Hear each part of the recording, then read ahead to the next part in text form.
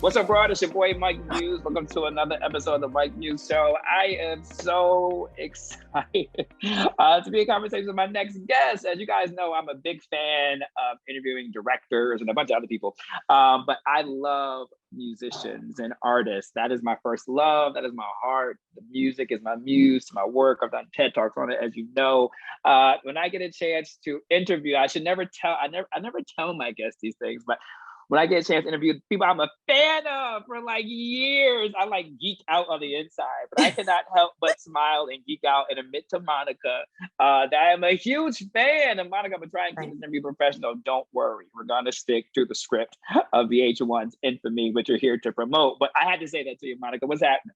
No, thank you very much. I mean, that's what I do it for. It's been a lot of years, a lot of songs, and you guys just keep me going. You know, I live in Georgia, born and raised here. Mm-hmm. My family and I, we're grateful for that outpouring of support, and people really have been in my corner for a long time.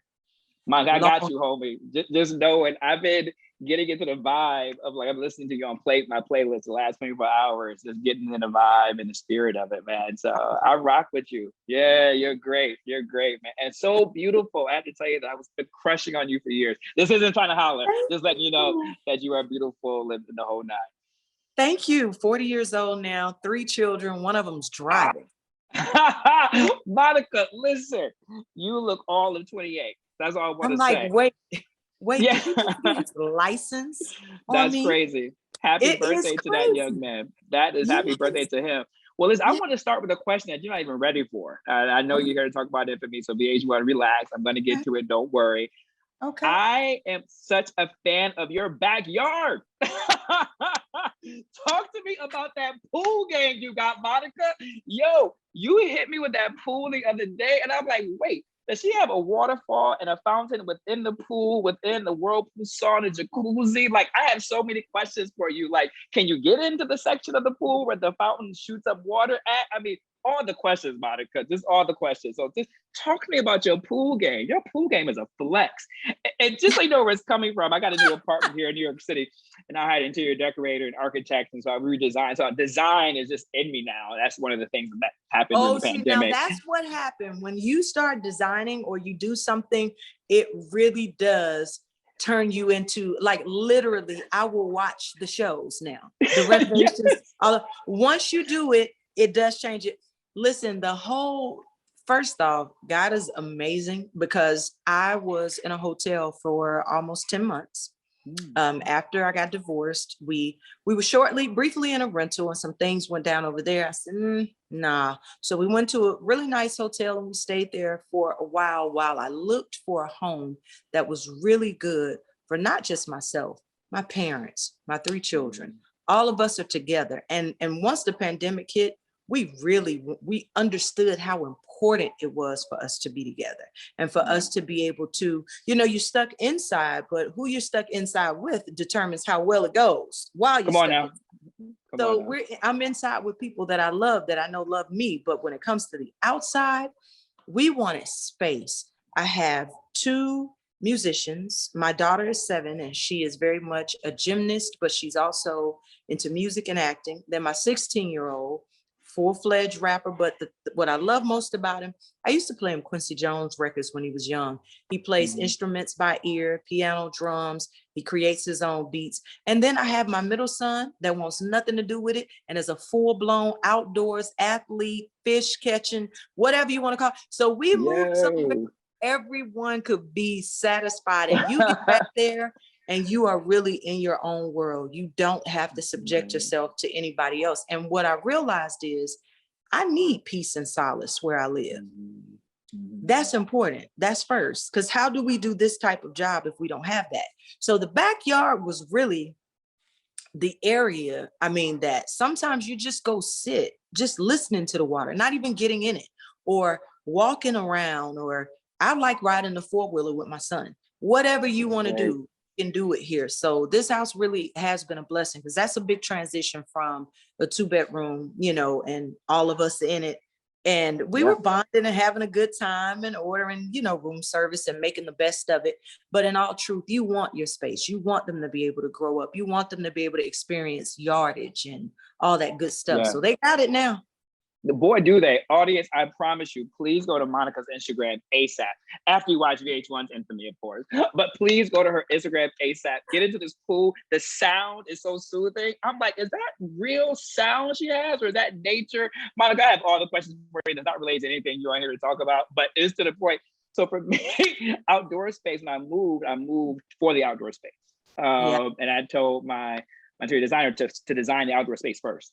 And so for my sanity and for my peace, right? Because self-care is so important. I've been reflecting a lot, and it seemed like you're in a reflective space too, Monica. I saw the post when you were just recovering from your surgery, so I'm glad that you're healthy. You look amazing and feeling good. But I love how you were just talking about reconciliation, right? And sowing good seeds, right? And repping the harvest. I know probably a lot of it is due to the surgery, but do you think a lot of the peace and doing a lot of reflection is coming due to how we just been sitting still for so long? Because I know I have had all those revelations myself. I was a reflective child. When I'll take you back to an interesting story, just to give you an example of it. Why I love you so much. I've never been in love with anybody. You 13 recording records like that. So I used my dad as a point of reference because I was not speaking to him at all at the time, per my choice, not his. And, I know I always love him, but this is how I'm upset about what I feel he didn't do when I was growing up or getting to this point. He had never seen me perform or been to a talent show, whereas my mom was at every single thing that took place. My stepfather was at every single thing that took place. But as I grew older and became a parent and also interacted with other parents, I realized some of us aren't equipped with the same things. And some of what I expected of him, he wasn't capable of. And so I allow him to love me the way he knows how. And a part of what I was saying in the video when I was in the hospital, it came from, I'm not sure why that word was put on my spirit, but I have learned to be obedient in sharing. It came to me my fifth day in the hospital, and I didn't put it up then, and I started not to at all. And it came to me again. I felt like that was confirmation. I don't know who needed to hear that, but I hope that it helped someone, because we cannot stay in the same places mentally and expect to grow physically, mentally, or any other way. When we're holding on to things, we're not able to grow. We have too much baggage. It's holding us. Every time we spread our wings to fly, whatever is holding us is pulling at our ankles. It prevents you from lifting yourself higher. So forgiveness is for you. And that was what I was really trying to express there. I was on a lot of different things when I was talking. I knew what I was saying. But forgiveness really is for you. It's freeing for the mind, it's freeing for the body, it's freeing for the spirit. And be better than what you had. That's the goal. Breaking generational curses and not holding on to what wasn't done the way we felt like it needed to be. And that was what I hoped people would take away from it. And it seemed like some people really did, and I have to get back into sharing more like that. That's something that I used to do. And then I kind of stopped because, people can find mess in a message real quick, and that'll turn you off. But I'm not going to let that stop me from what I feel like a part of my purpose is. A lot of what I've been through is to help other people through. I really do believe that. So that was one of those moments. You're blessed. I believe people are blessed to be a blessing. That's always my prayer. My prayer is for God to bless me so I'm able to bless others. And that doesn't mean always from a monetary or material thing. Sometimes it's experience you go through that then you can share with others, teachable moments. And I think that's why what you said on Instagram hit me so hard. And you said, and you already said it a little bit here, but it was basically like, sometimes people's capacity is just what they know, right? It may not be what you want, but it's just their capacity. And I think that goes to grace, right? And so I look at that not only just with parents, but with your friendships or whatever type of relationship you're in.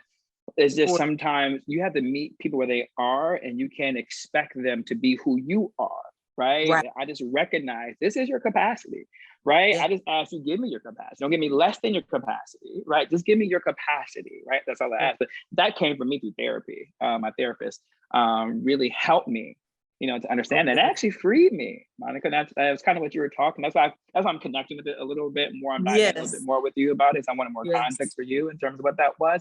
I love your happiness. Monica, my audience knows I don't write any questions, all about energy. And your Instagram and how you are publicly, this is my first time audience ever having a one-on-one conversation with Monica. But public, you always seem happy, right? Mm-hmm. And this energy you're giving me right now is of happiness, or you're resolved in who you are in self. Is happiness a choice for you? Because every time I see you, I just smile on social media. I'm like, she looks so happy, right? Even when I'm striking a pose, I hope that I exude happiness, because it's something that I fight for. And when I'm not in that space, I don't bring that to you. There's enough negativity. There's enough pain all throughout the world. If I'm quiet with reason.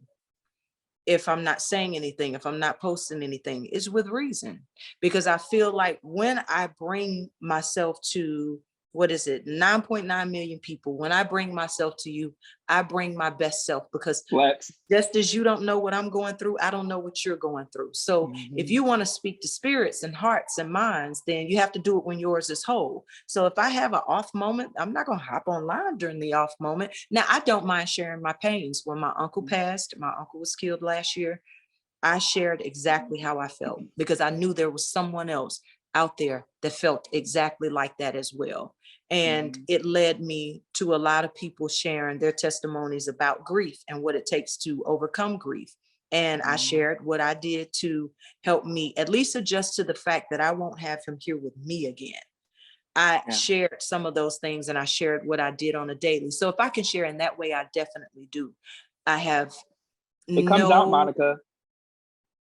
But that's why people connect with you. That's why people connect with you, is because I'm sorry to cut you off. No, you didn't. No. I was just saying I'm good with who I am. And that's something that I had before the music business. I think that's the key, because the music business, or the business as a whole, it will chop and screw everything you know about yourself if you're not solid in it. So that's what you see with a lot of people that start as young as I did. They have horror stories about what it took for them to grow up. A lot of what I experienced that was tough were things I chose. It definitely wasn't the music business. I knew who I was and who I wanted to be. I loved who I wanted to love with no apologies. I did what I felt was best for me with no apologies. And I was honest. That's what keeps me connected. I'm okay with being honest. I'm okay with saying, I made a mistake and that didn't work out. So if you can avoid that, here, let me share in that moment. So that's probably the biggest difference, because I think, unfortunately, a lot of artists are made to feel that they have to act or pretend they're perfect. And that's the worst thing that could ever happen, because there is no perfect person that walks this earth. Then it doesn't exist. So they're fighting and striving for something that doesn't exist, and they get kind of lost in it. So that's why I love living in Atlanta. That's why I love living with my family. That's why I love doing the things that I do and making songs like Should Have Known Better. Who else made a song about being in love with somebody in jail? Somebody that was me. I'm okay with it. And no qualms about it. And I believe that when you artistry, being a good artist, like so much I want to talk to you about such a short time, is all about authenticity. And I find the best artists, whether it's singers, stage actors, in particular, like Broadway, visual artists and painters, those who are more authentic in their expression is what pulls people in the most into their art. And I think that is what you are. And I think you demonstrate the range of Blackness. I was talking a few days ago on air about the idea of this monolith that we have in the Black community. Black people aren't monolithic, right? And what I think people like you show us demonstrate that range of who we are as a culture and how we can love differently, be differently, think differently. And it's okay, because sometimes in our culture, we have this groupthink dynamic of kind of what we are. But Monica, you talk about bringing your best self all the time. Just a quick aside before I get to what we're going to talk about is, when you say bringing your best, you and Beyonce and Jay-Z, y'all kill Instagram. Y'all be so dressed up. I'm like, where are y'all going on a Tuesday? Like, hey, I'm always going somewhere. Like, where are y'all going? I'm like, where am I not going during this? Listen, here's what happened with me. What happened with me was, I come from an era where you don't talk about the move until you've made it. So what it began to look like was I was just getting dressed up to post photos. And when in actuality, I was taking the meetings to make sure infamy happened. I was taking the meetings to make sure this Apple Music connection happened. I was taking the meetings to make sure I worked with producers, and I was going and I was doing different shows, but I wasn't telling you that that's what I was doing. So the assumption was that she's just getting dressed. Sis has nowhere to go. And she is now a full-fledged Instagram model, but I don't talk about it until it's done. I don't talk about it until it's done. I wasn't saying you're a model, but I just be looking at you and be I've where gotten are they going before. on a Tuesday? Like, where are y'all going? I need to find out. I need to get dressed up and figure this out. I'm doing life wrong, Monica. Listen, I've gotten it before. Like, sis, where's the album? You a whole Instagram model now. And not knowing that I will not have been to sleep that night before because I recorded all night and then headed to a meeting. But I still wanted to make sure I looked how I want to look when I went. But I don't share every move. And I tell my kids that all the time. Some of your best moves will be the ones you make in silence, because not everybody wants to see you win. And that belief for me, I don't care if it's something you want to do to your car, to your favorite sneaker, to whatever business venture you're starting. Do it. Yeah. For me, you don't have to announce it all. Not until it's time, like it is now with Infamy, because it's coming on Monday night. But I didn't tell you about Infamy until it was about to come on. I really want to make sure that it went good, that it went well, that I locked it in, that I gave my best, that I didn't deal with judgment or opinions. All of that was silenced because I was silent, and I was able to go in and do my job and feel proud about it. I say keep killing it with the happiness. For me, it was all about the happy. I didn't get any of that negativity about the modeling or anything. I was just like, I thought it was so fun to keep living life, right? For me, it's a testament to always live life. Never stop living because maybe the world has stopped. You don't stop, right? And so that's what I was getting out of it, is the sheer, again, the happiness and the joy of you, right? And like, let it go.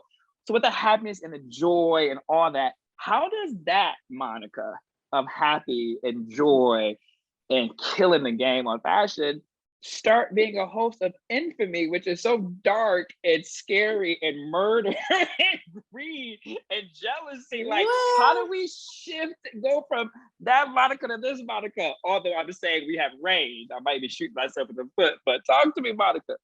Well, now, I have range, and I have a dark and scary side that some know about. She has a nickname, okay? We'll leave it there. But I always was a fan of true crime series. Always loved, even as a kid, I loved Unsolved Mysteries and America's Most Wanted. And as I got older, First 48 and Snapped, and all of those shows that's television that I watch quite a bit. And Infamy parallels those to a degree.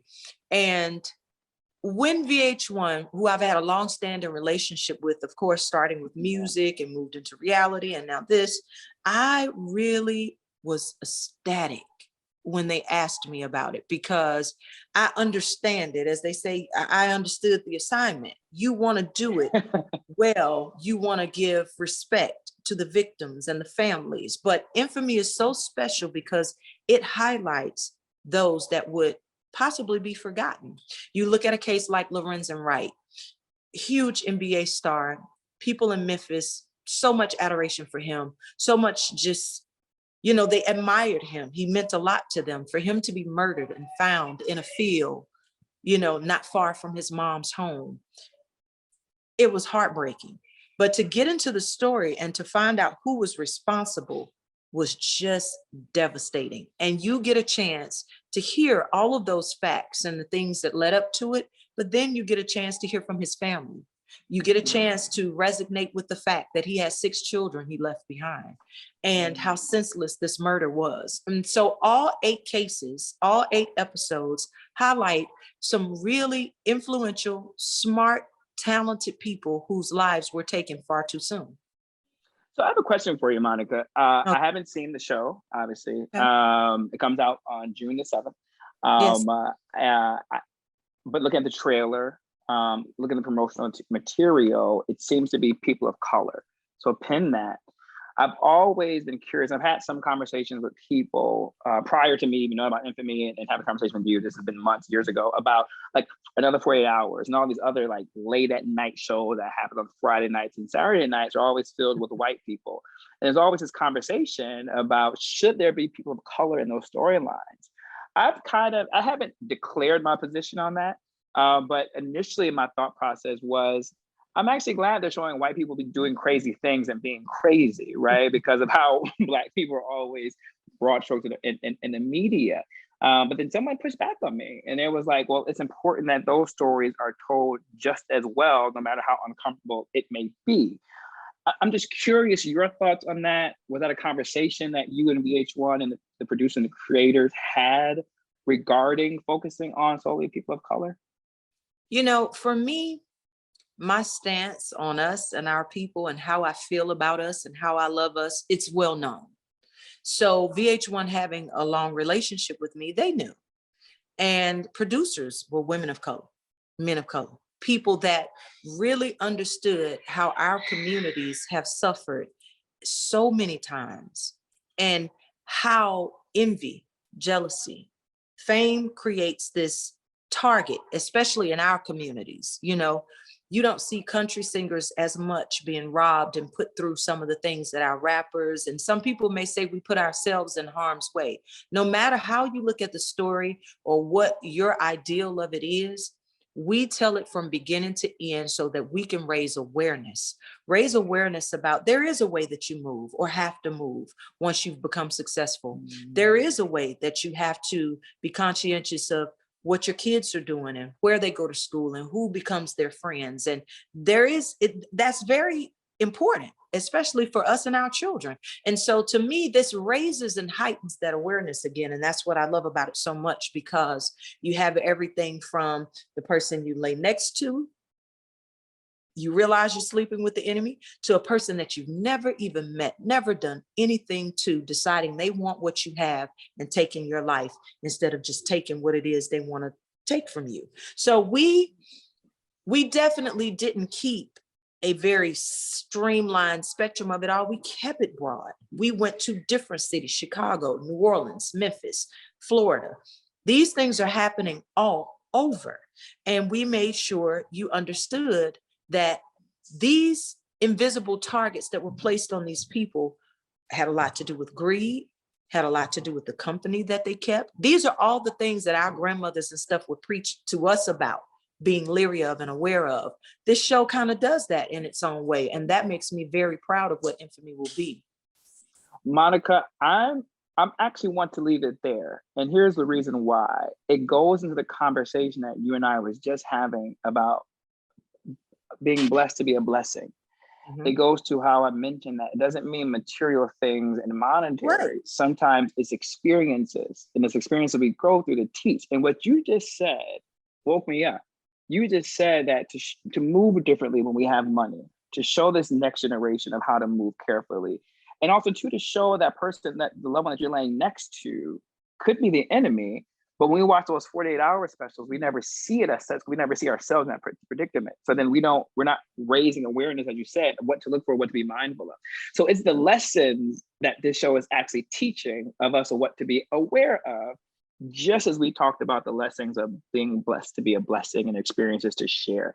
My God, that was a good place to land. Monica, you're good at what you do, my friend. You're good at what you do.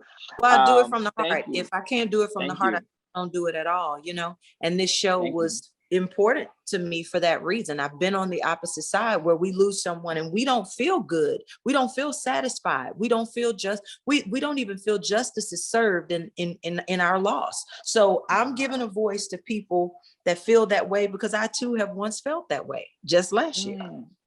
Listen, Monica, thank you for bringing your whole self to this interview today. For sure. Thank you for your gift of authenticity. Thank you for your gift of music and artistry. And thank you for your gift of happiness.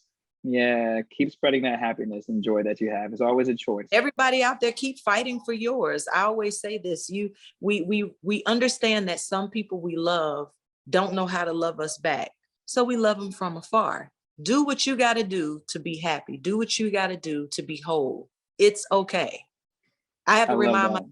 I guess I'm reminding us all. Monica, I hope you'll come back to the Mike Muse show sometime. There's so much more to unpack and to thank you for everything. Ladies and gentlemen, that is the Monica. We're going to play a Monica track on the outro. This whole show is going to be Monica all day. So get ready to jam with us as we get ready for Infamy, June 7th. Make sure you tune 10 in. 10 p.m. on VH1. Monica, thank you so much. That was awesome, my friend. You're welcome. Thank you so much. Welcome.